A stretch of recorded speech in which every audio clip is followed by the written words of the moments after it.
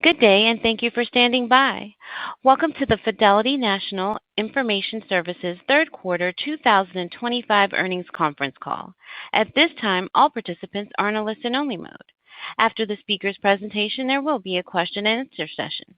To ask a question during the session, you will need to press star 11 on your telephone. You will then hear an automated message advising your hand is raised.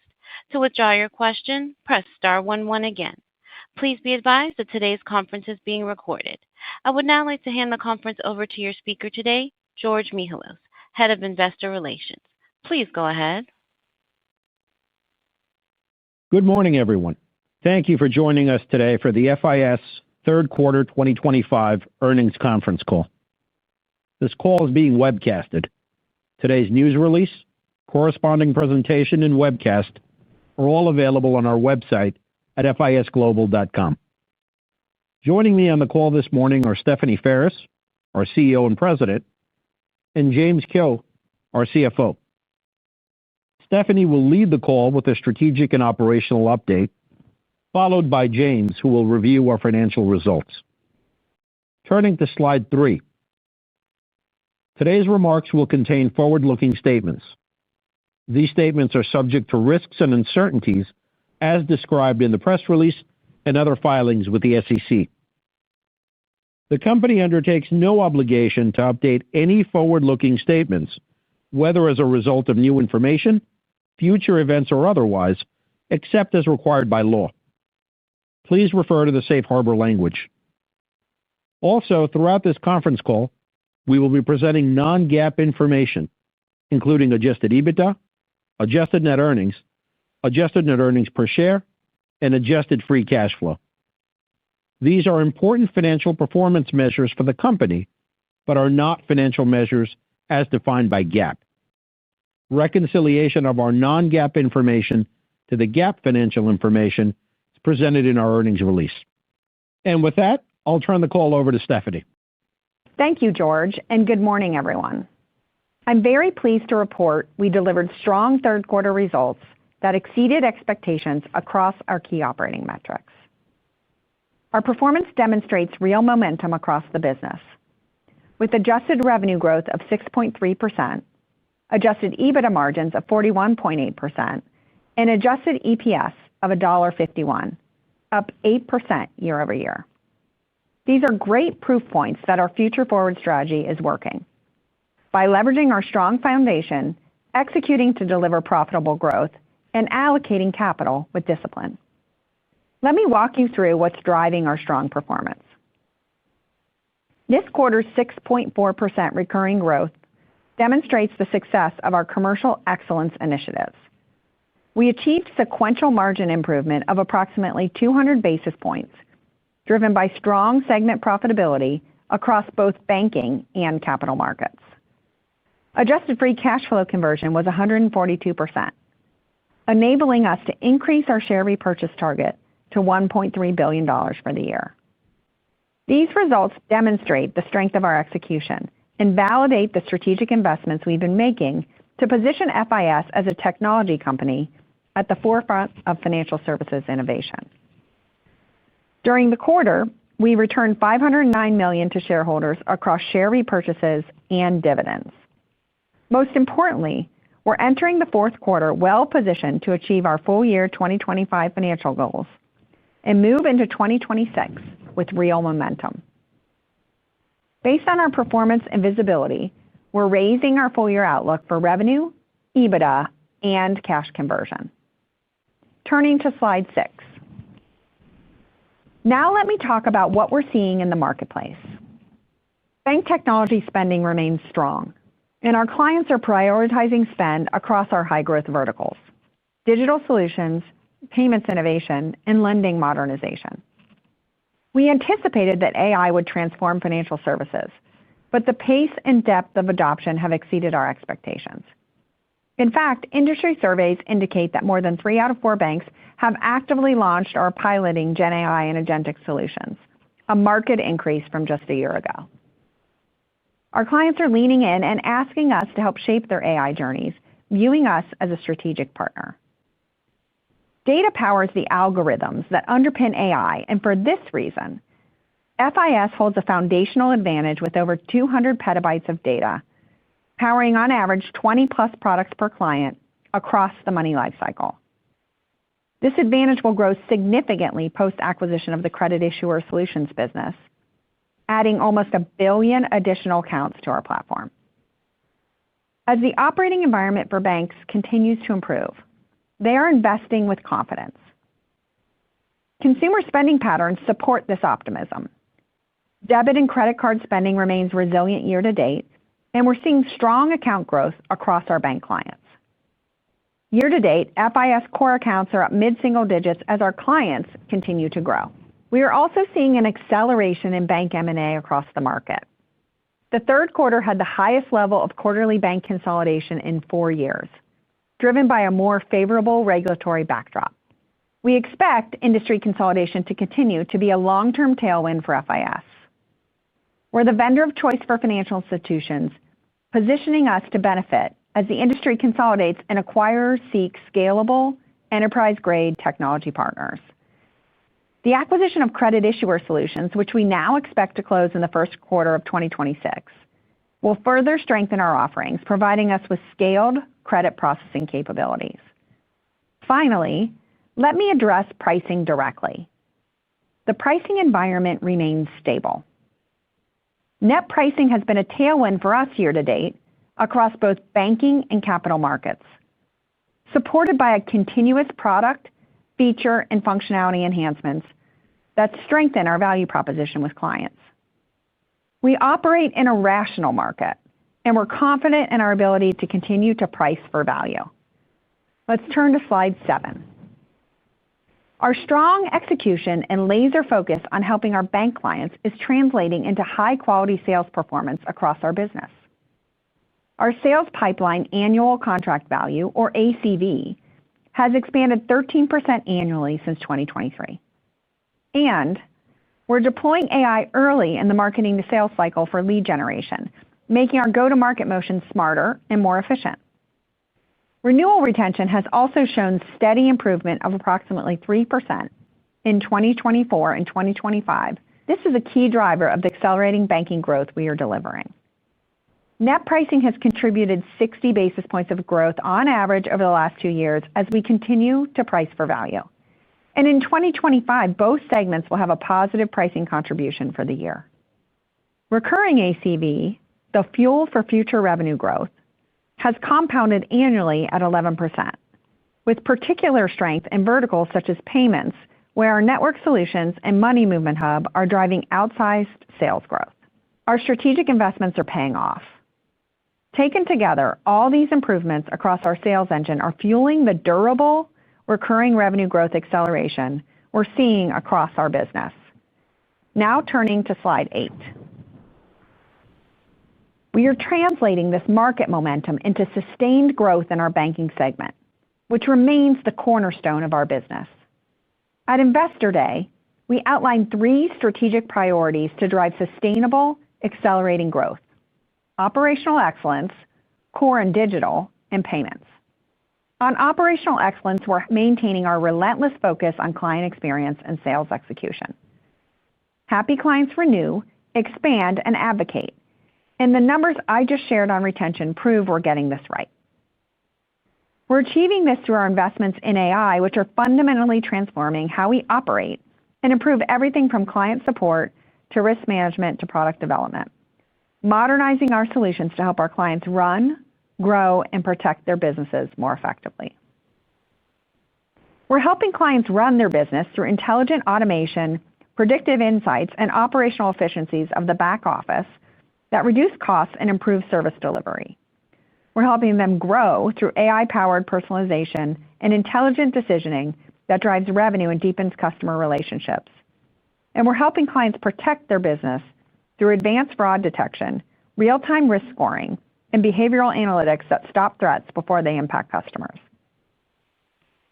Let me next update you on the progress we're making in 2 of our key high-growth vectors: digital and payments.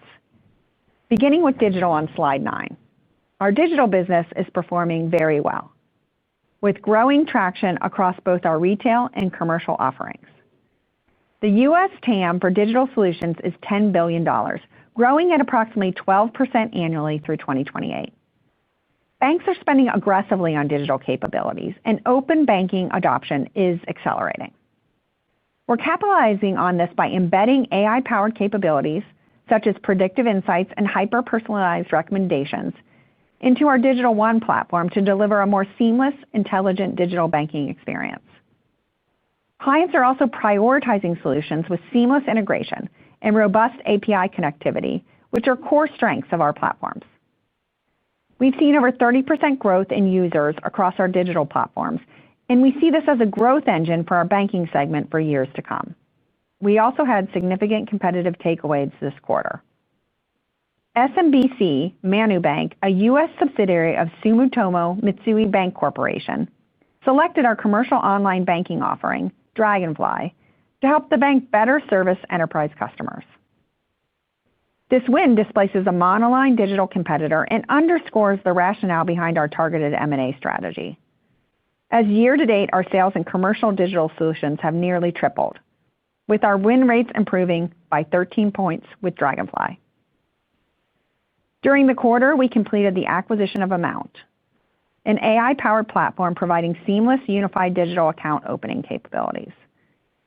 This acquisition is a perfect example of how we are using AI to help clients grow their business. Amount's platform fundamentally changes how banks acquire and onboard customers while helping to grow revenue and reduce friction and risk. And we've hit the ground running, signing 7 new deals since closing the acquisition and expanding our relationship with a top 10 U.S. bank. Now let's turn to slide 10.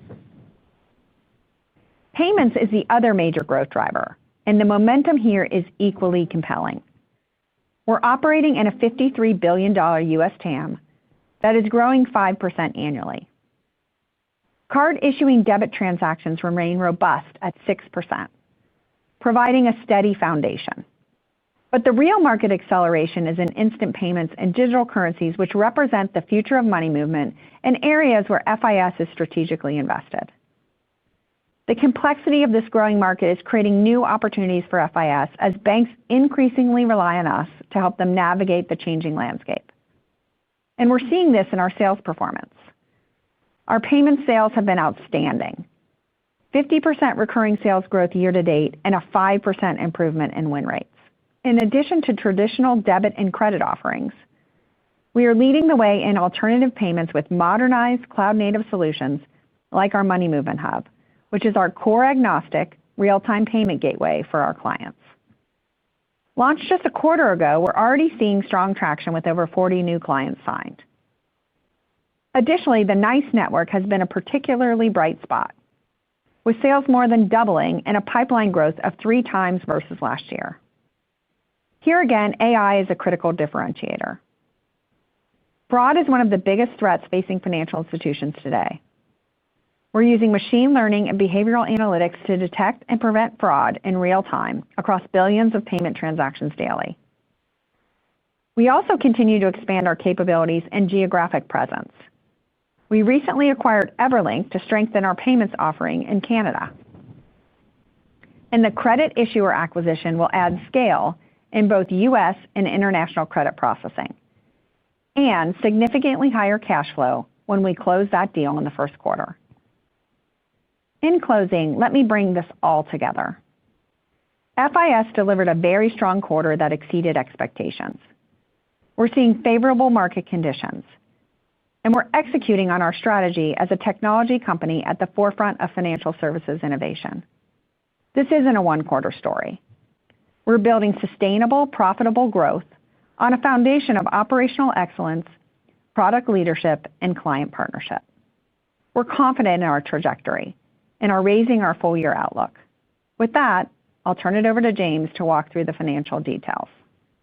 Thank you, Stephanie, and good morning. I'll begin on slide 12 with a summary of our financial results. We had a great quarter, exceeding our outlook on revenue, EBITDA, and EPS. Revenue grew 6.3% to $2.7 billion, driven by outperformance from our banking business and strong recurring revenue growth across both segments. Adjusted EBITDA grew 7.1%, with margins expanding by more than 50 basis points. Margins were up nicely in both segments, led by strong execution across our cost-saving programs. Adjusted EPS increased 7.9% to $1.51, led by strong operating growth. Turning now to free cash flow. Moving forward, we will report on both adjusted and unadjusted cash flow measures, and I'm happy to report that both are performing well. As we've messaged on prior calls, we are running extensive cash optimization programs, and we drove significant improvements in the third quarter. Free cash flow was $800 million in the quarter and more than doubled year-over-year. Adjusted free cash flow was approximately $930 million, with cash conversion coming in at more than 140%. While we anticipated a cash conversion of over 100%, the outperformance was driven by accelerated working capital actions, with particularly strong results from our accounts receivable initiatives. Capital expenditures were 7.9% of revenue, in line with our expectations. On a year-to-date basis, cash conversion was 91%, and we now expect full-year cash conversion of more than 85%, and we are well positioned to deliver on our 2026 Investor Day goal of 90%. Leverage remains steady at 3 times, or 2.9 times excluding the impact of currency fluctuations. We returned over $500 million to shareholders, including $300 million of share repurchases, and we recently increased our annual target for share repurchases from $1.2 to $1.3 billion. In summary, we outperformed across all key metrics. Strong execution is driving high-quality growth, and this gives us great confidence as we look forward to 2026. Turning now to our segment performance on slide 13. Adjusted revenue and recurring revenue both grew 6%, with strong recurring revenue growth from both segments. Banking exceeded our expectations in the quarter. Revenue growth of 6.2% was well above the high end of our range, reflecting strong core growth and an M&A contribution of 150 basis points. The performance was led by recurring revenue growth of 6%, with strong transaction growth across our payments business, in addition to strength in digital banking. Non-recurring revenue increased 8%, mostly due to card personalization and deconversion fee timing. Professional services accelerated to 6% growth, and net pricing was positive in the quarter and on a year-to-date basis. Banking EBITDA margin expanded by 68 basis points, primarily due to a rising contribution from cost-saving programs. We expect these positive trends to continue into the fourth quarter and drive even stronger margin expansion. Turning now to capital markets. Adjusted revenue growth of 6.4% came in close to the high end of our expectations. M&A contributed 130 basis points, consistent with prior quarters. Recurring revenue grew 7.6% as we saw a rebound of lending activity and stronger momentum in our treasury and risk businesses. Non-recurring revenue increased 12.6%, reflecting strength in license sales. Lastly, professional services declined 5.6% due to the timing of some engagements. Capital markets EBITDA margin expanded 60 basis points, reflecting higher cost savings, accelerating growth in high-margin recurring revenue, and higher license sales. As with banking, we expect segment margins to expand in the fourth quarter. Moving now to slide 14. Year-to-date results are strong, with both adjusted revenue and recurring revenue growing over 5%. Banking growth of 4.8% is in line with our increased outlook, and we are confident in delivering a strong fourth quarter. It's a similar story in capital markets, with year-to-date growth of 6.6% aligned to our full-year outlook. Overall, we delivered good results across both segments, and we are executing well on the second-half revenue acceleration and margin expansion that we guided to earlier in the year. Turning now to our increased full-year outlook on slide 15. We are raising our ranges for revenue and adjusted EBITDA to reflect the stronger operating results and the recently closed Amount acquisition. We are raising our revenue range by $65 million at the midpoint, resulting in an adjusted revenue growth of 5.4% to 5.7%, well ahead of our Investor Day outlook. For banking, we are increasing our revenue growth range from 4% to 4.5% to 4.9% to 5.3%, an increase of almost 1%. The recently closed Amount acquisition is expected to contribute around 20 basis points of additional growth, with stronger operating performance driving the remaining 65 basis point increase.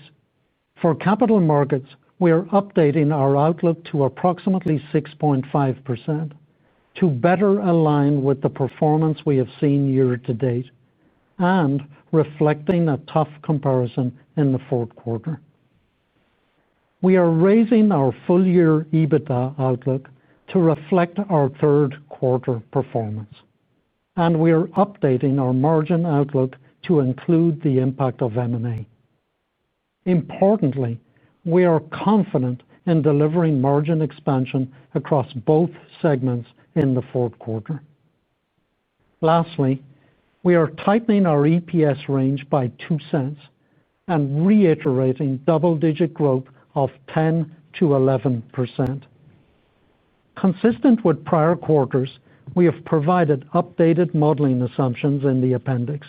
Before closing, I wanted to reiterate some points related to the coming year. While tuck-in M&A tends to weigh on margins in the short term, the M&A deals signed in 2024 and 2025 will be accretive to FIS margins in 2026, with further margin benefits in the out years. Because of this, and combined with the underlying margin profile of the business, we are confident in delivering margin expansion of greater than 60 basis points in 2026. As you can see, we are driving improved cash conversion, going from 77% in 2024 to over 85% in 2025, and we are on track to deliver 90% conversion in 2026 as our cash optimization initiatives continue to bear fruit. Overall, we are seeing positive revenue trends across the business, and we have good momentum as we exit the year. Lastly, we're excited the credit issuing acquisition is expected to close in the first quarter of 2026 and continue to expect the transaction to be accretive in the first year and add $500 million of free cash flow in 2026, rising to $700 million post-integration. I'll conclude on slide 16.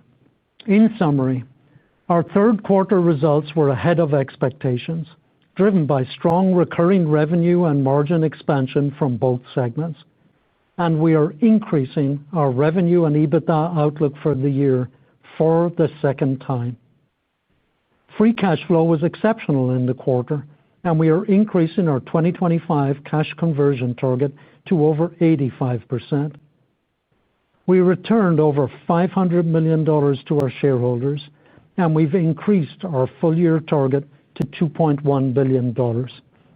With that, operator, could you please open the line for questions? Thank you. As a reminder, to ask a question, please press star 11 on your telephone and wait for your name to be announced.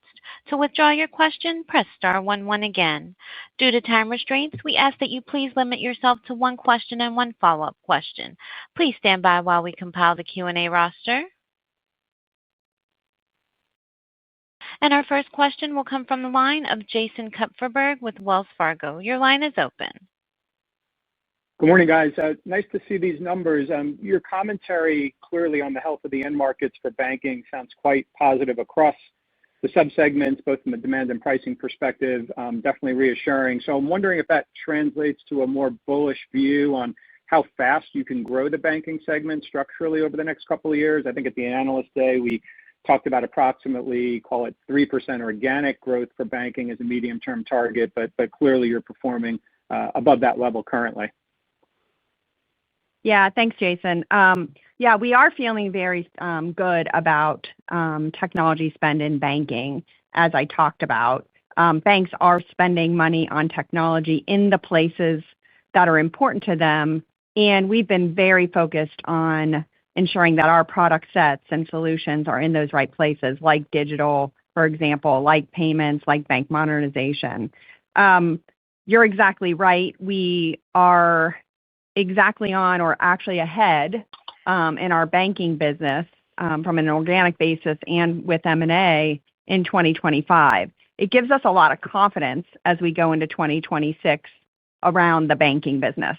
Not sure I'm ready yet to call a higher midterm guidance on banking, but it certainly gives us a lot of confidence as we go into 2026 in terms of the step change we've seen in revenue in banking. And that's multiple things happening at the same time. The end markets are very strong. We're the beneficiaries of large-scale M&A, but most importantly, around commercial excellence.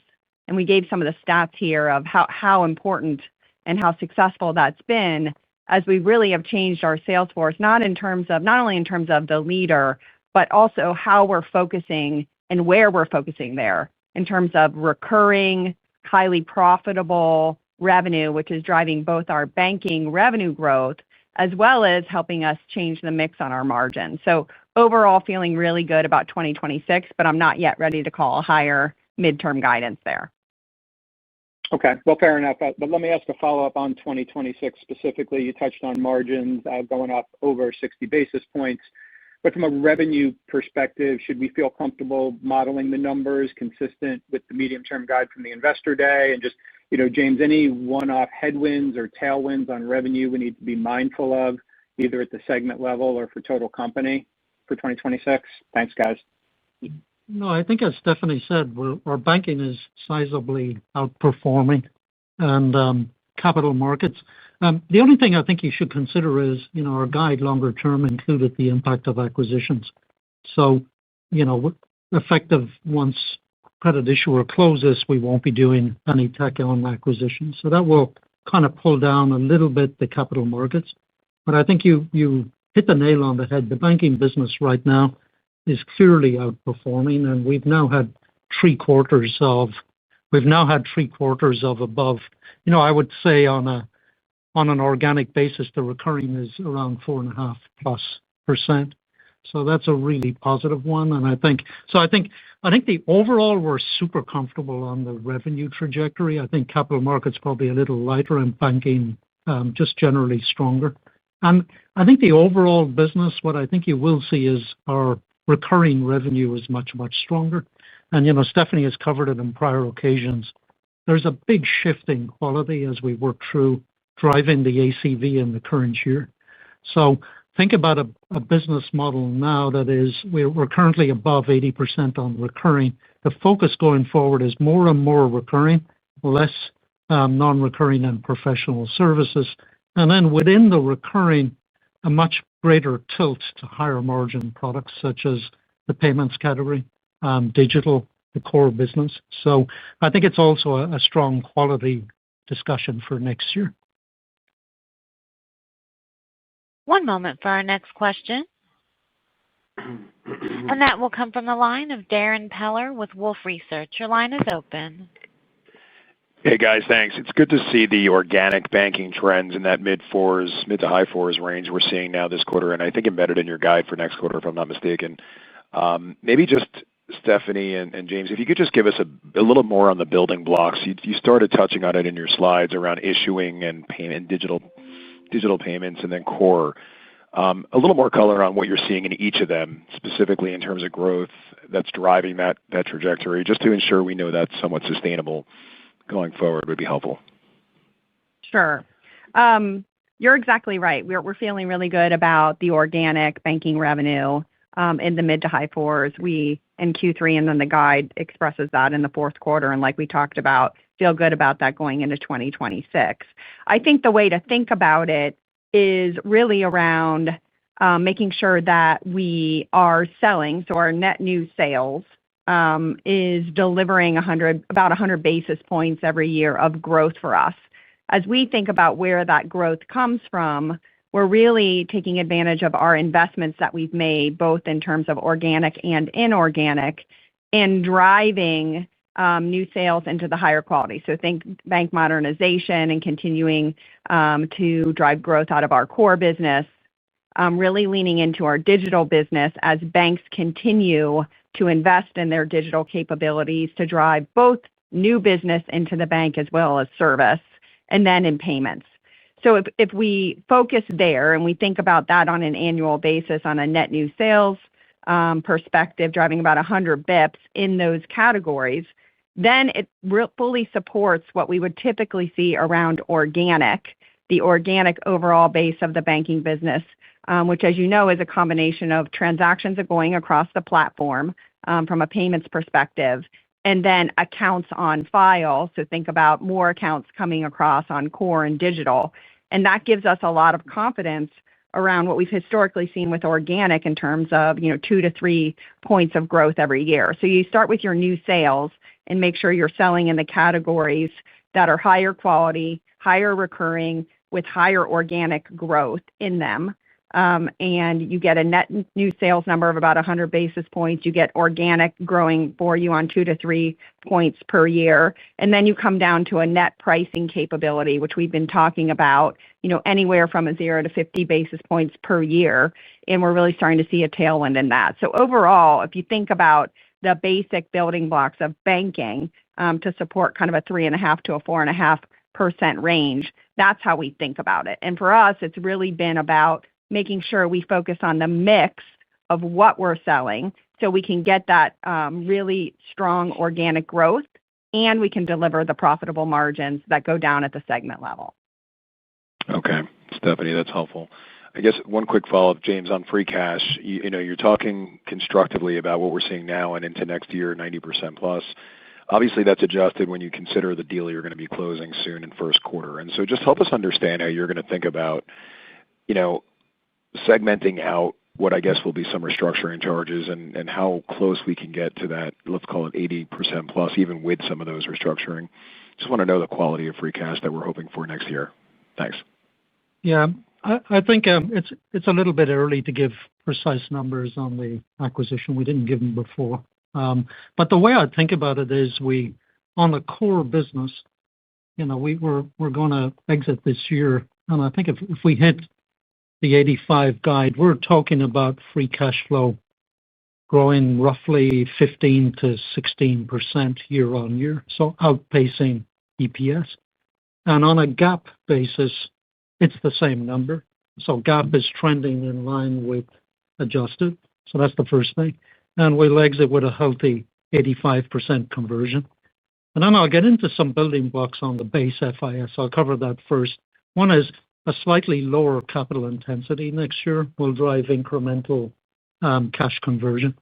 And then the other thing is this year we've been hampered all year by higher cash taxes in the current year compared to last year with pull down conversion. That normalizes next year. So literally by addressing capital intensity and the tax rate just naturally flows through, we're really comfortable about 90 a 90 cash conversion. There's probably even slight upside to that because our working capital programs, you've seen the third quarter, we significantly outperformed. We pulled a little bit from prior quarters and we executed strongly against the programs themselves. So we're feeling really, really comfortable on the 90 on the base. During diligence, we went through their business. They're roughly at a 90% conversion as well. So we're going to add two 90s together. I think it's a little bit early on the one-time expense. But think about, you could take our cash flow today on an adjusted basis. You increase it probably at a faster pace, increase it at a faster pace than the EPS growth. You add on $500 million of adjusted cash flow coming from the issuer business, and you're going to get a substantial step up in cash flow. We do need to absorb some incremental one-time expenses coming from the integration. It's too early to call that number, but I think you will see a strong year on both adjusted and GAAP free cash flow next year. One moment for our next question. And that will come from the line of Tim Chiodo with UBS. Your line is open. Great. Thank you for taking the question. I think the two of the key numbers, at least for next year, are the 60 bips plus on the margin expansion and then the free cash flow conversion, both on the adjusted and the not adjusted. I think we just covered the free cash flow quite well. Maybe we could dig into the margin expansion a little bit in terms of the moving parts. We know there's kind of a lower exit run rate of costs this year. There's the TSA headwind this year, which I believe is 70 bips or so to margins. That will be a lesser headwind next year. Maybe you could give an update on that. And then the associated cost savings. And then you already mentioned, but maybe dig into a little more on the accretion from the past few years, smaller M&A deals and starting to contribute a little bit more to to EBITDA next year. Thank you. Yeah. So thanks, Tim. I'll start and then I'll let James kind of get into the nitty-gritty of the numbers. You're exactly right. So in 2025, we have had some dilution overall on an EBITDA margin standpoint, even though we've been able to care for it in the absolute dollar from M&A, which we've been very clear about.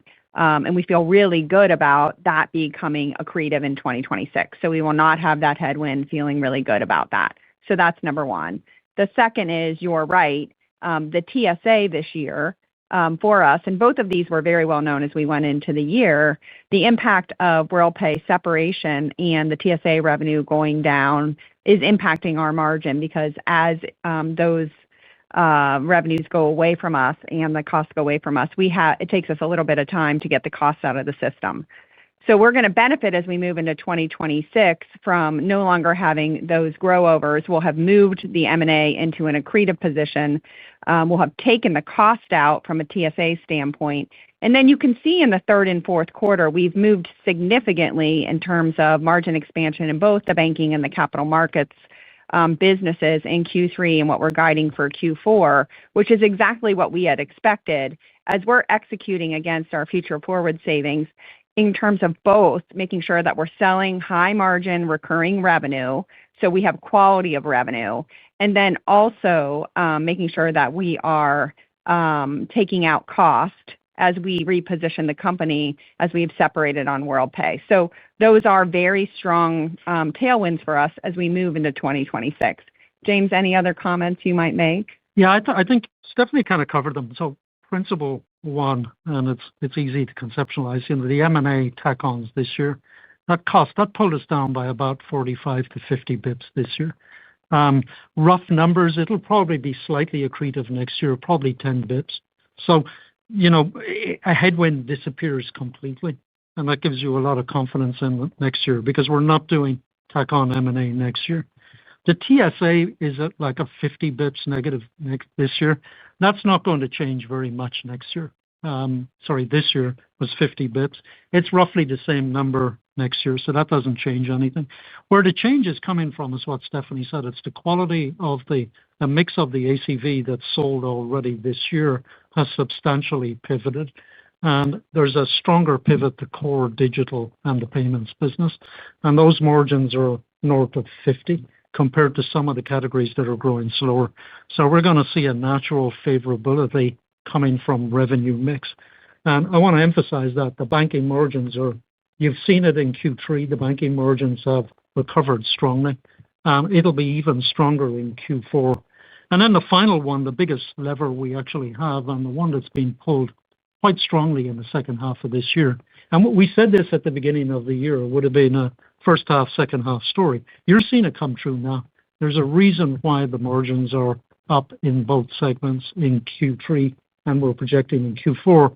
That's the strength of the cost programs.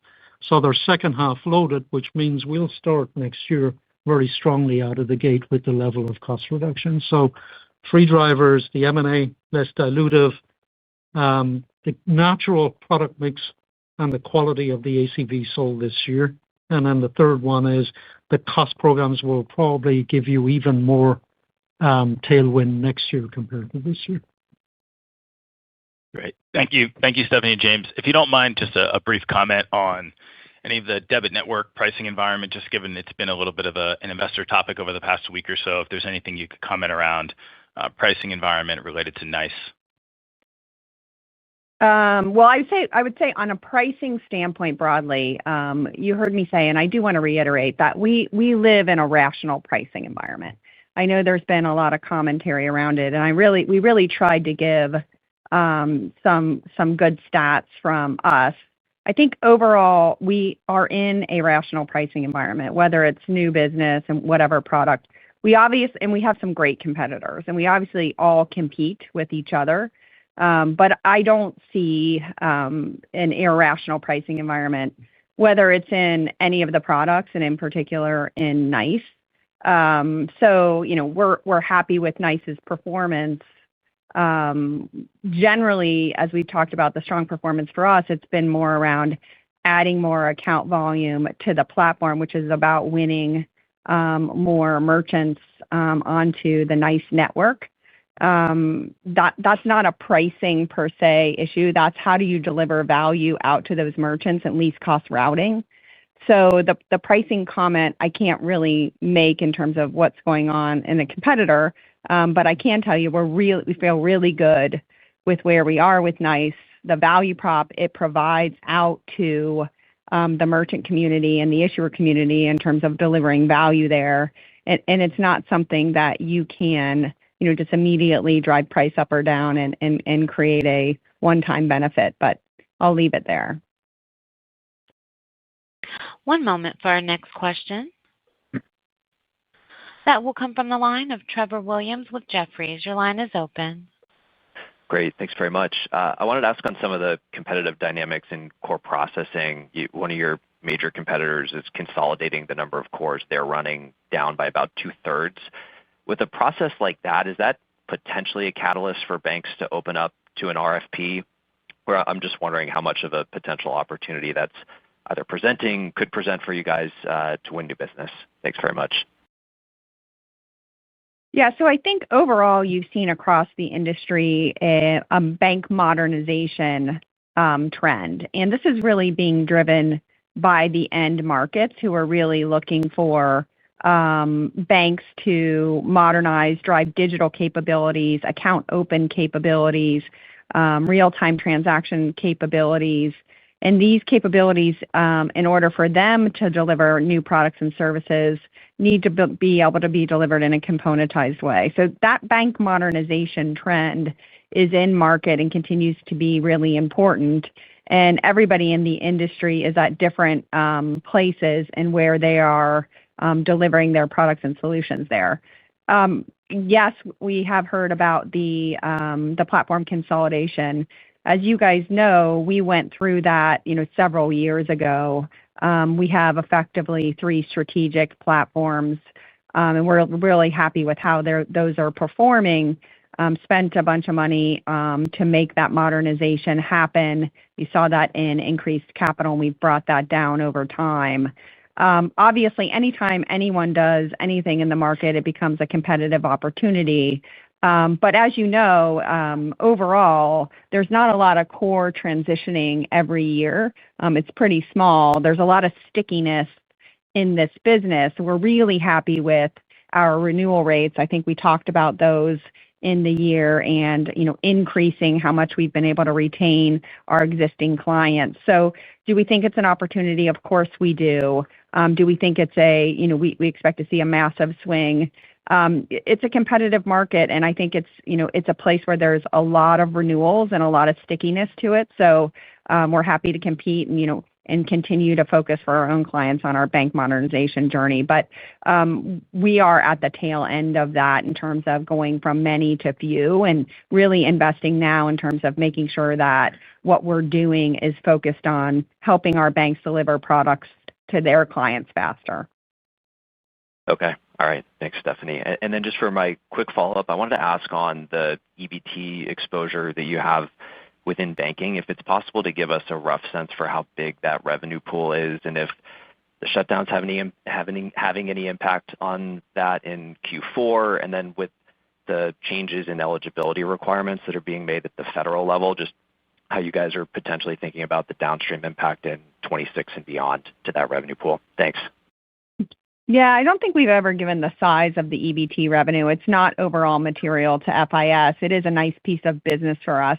We don't expect the shutdown to have an impact on the EBT business. And if it does, we would expect to care for it within the guide we've provided. We generally get paid on number of cards, and so it's not necessarily how much is funded on a card. And generally, thus far, we're seeing cards continue to be active. I think as we think about 2026 and the criterion, it's a wait and see in terms of how much that really impacts the overall business. Again, it's based on number of cards. So if there's fewer cards, we'd obviously earn less revenue. But at this point, we're sizing that out and don't expect it to be a material impact for 2026. One moment for our next question. That will come from the line of Dan Dolev with Mizuho. Your line is open. Hey guys, Stephanie, great results here as always. Stephanie, you initiated your Future Forward strategy 3 years ago, and I want to know how much confidence do you have in your investing strategy and rationalizing the business appropriately, and maybe just as a follow-up to that is how's AI shaping into the investment roadmap that you put together? And then I have a very quick follow-up. Thanks. Yeah, thanks, Dan. So we're very pleased with our Future Forward strategy. You've seen the benefit of it both in terms of commercial excellence and, we're seeing really strong pivoting there in terms of driving high-value recurring revenue. So been focused there. Continue to focus on making the commercial excellence part of the company even better with AI. We spent a little bit of time in the prepared remarks talking about how Nasser and his team are using AI to not only increase top of funnel and the sales pipeline, but also to deliver higher productivity in terms of the sales teams. So feel really good about the commercial excellence pillar. Then when you come to the client pillar around making sure that we're doing a better job serving our clients and making it easier to do business with us, we are using AI there. So our Chief Client Officer is very focused on, in the back half of this year, using AI to make a much better experience, not only internally for our folks who serve our clients, but also putting tools into the hands of our clients so they can self-serve.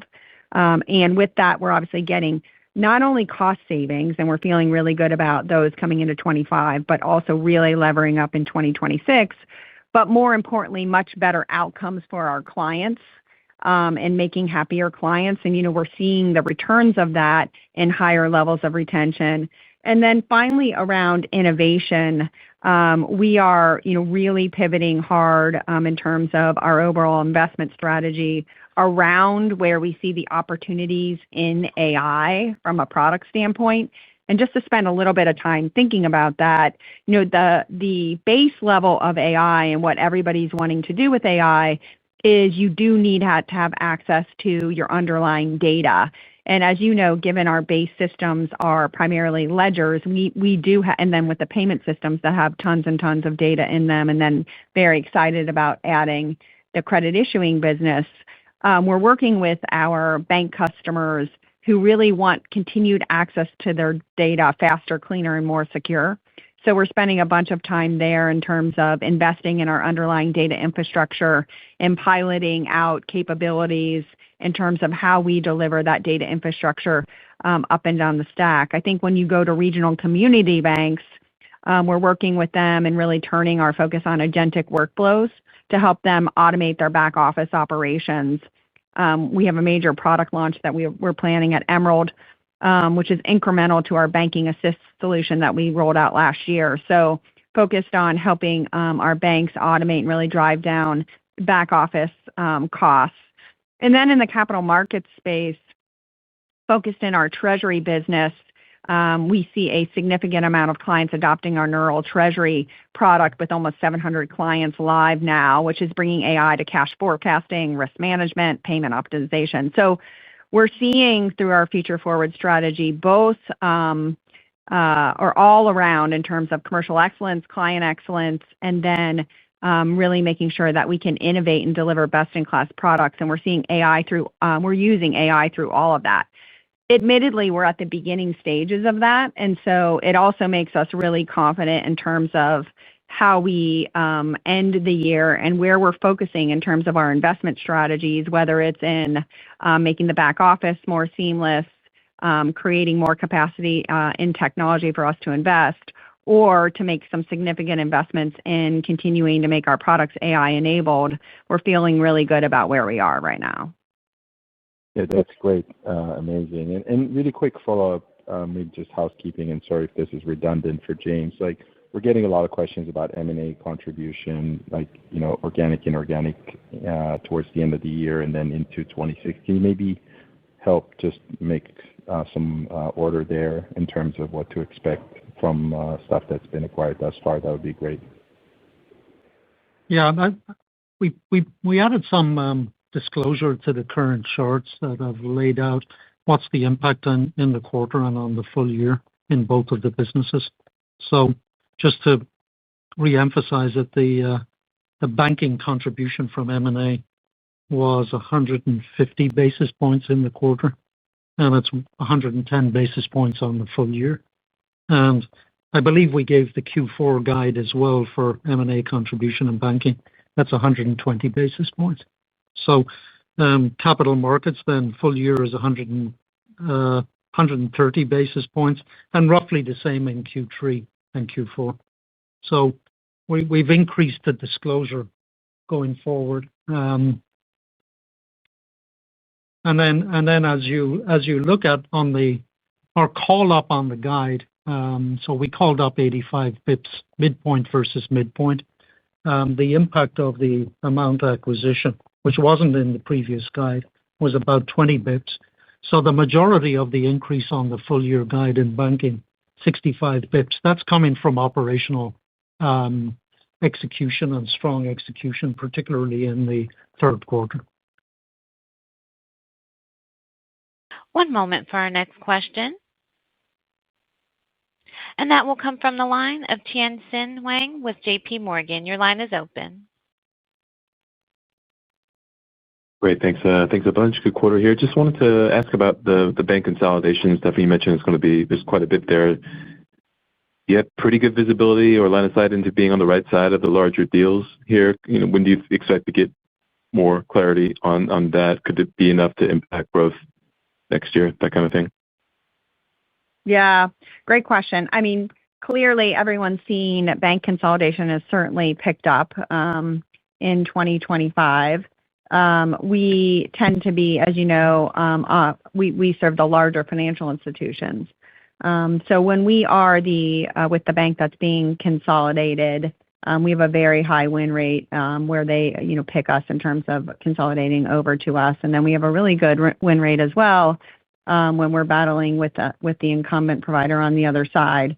I think we have a pretty good visibility in terms of the 2026 M&A. But to be fair, Tien-Tsin, it feels like every Monday we have a new announcement. So I say that, but I don't have a crystal ball into what's going to happen through the rest of the year with M&A. But I think we're feeling pretty good as we sit here today.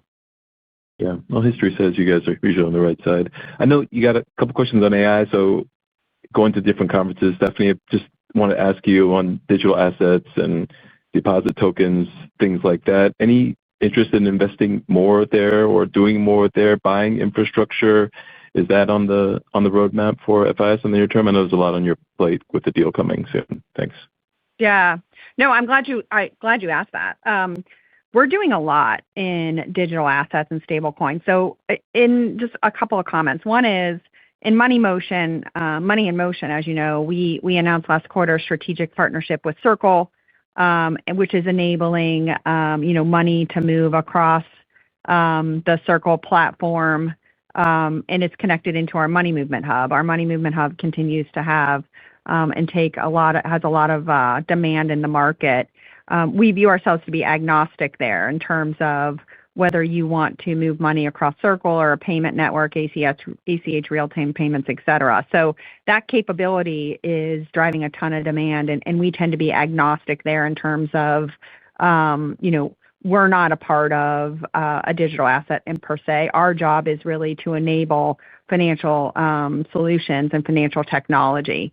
So we've done that in Money in Motion. Money at Work, in terms of tokenizing assets in the commercial loan and securitization space, we have a first pilot going on with a client to move close to about $500 million on-chain to create balance sheet capacity for them via some new technology. So around tokenizing assets, we're investing there and spending some time in terms of how to make that happen for our clients. Again, we're not looking to do something for us ourselves only. And then in terms of tokenized deposits, lots of activity there. We're spending a bunch of time there, and we're actively working through what our tokenized deposit solution needs to be in conjunction with various of our clients. We are hearing a lot of demand here, and we see, we're looking to figure out how to enable that capability again. So our strategy in the digital space is really around enablement. You're not going to see us take a position in terms of issuing a stablecoin, FIS issuing a stablecoin. We're not going to compete with our banks in that way. We want to make sure that we're creating and providing the technology, whether we partner for it, buy it, or build it, to make sure that we have the capabilities we can deliver out to our financial services clients to enable it. We're not going to take a competitive position there, but lots going on, and we have a lot of folks that are keeping a close eye on it. And we do have time for one final question, and that will come from the line of Bryan Bergin with TD Cowen. Your line is open. Hey, good morning. Thank you. So cap markets looks like it's back on track here. Can you comment on what you've seen in the loan syndication area, and then the latest in some of the non-traditional vertical demand? I'm curious if you're seeing the underlying backdrop in those areas as healthy as banking or somewhat more mixed. Yeah, we are. We're pleased to see the capital markets loan syndication is back on track, as we had expected in the second quarter. So that's good. So don't see significant trends negative there as we move into the end of the year. In terms of non-traditional demand, we're seeing the same thing that you're seeing. Private credit continues to be in high demand. The underlying markets, the non-traditional markets, continue to be strong. Overall, we see strength in all of the non-traditionals. And as you know, it's been really important for us to make sure that we have our capabilities enabled there, whether you're traditional or non-traditional. So nothing new, Brian, really to report there. Demand remains healthy. Okay, understood. And then in advance of the Issuer Solutions acquisition, just comment on how prospective banking client conversations are trending. I'm just curious if there's any updated views on the potential pipeline opportunities, just as you bring broader credit into the fold, and particularly if you're seeing any incremental opportunities amid others' challenges to move quickly on those opportunities post-close. Yeah, we continue to remain very excited about the opportunities. I would say we're in particular excited about enabling a couple of products at the time that we close the transaction that can really excite the existing base in terms of cross-sell. But as you know, we know each other's clients really well. We think there's a lot of opportunity to cross-sell, and we're getting a lot of positive feedback about Issuer Solutions. They like the team there. They think it's a great product. It's served these financial services very well. As you know, this has been a product for us that we have not had. People are pretty excited about what we can do with it. Just to share a little bit, if you think about the number of accounts that come on file, thinking about bringing it back to AI enablement and doing something with agentic commerce, et cetera, it's pretty exciting the amount of accounts and transactions we'll be able to see going across credit, debit in all of our cores. We're really bullish about that opportunity as well. On their modernization program, excited about getting our hands on that and what that can deliver for clients. All positive, looking forward to getting them on board with us and getting them in the team and getting going, but feeling really good about it. That is all the time we have today for question and answers. This concludes today's program. Thank you all for participating. You may now disconnect.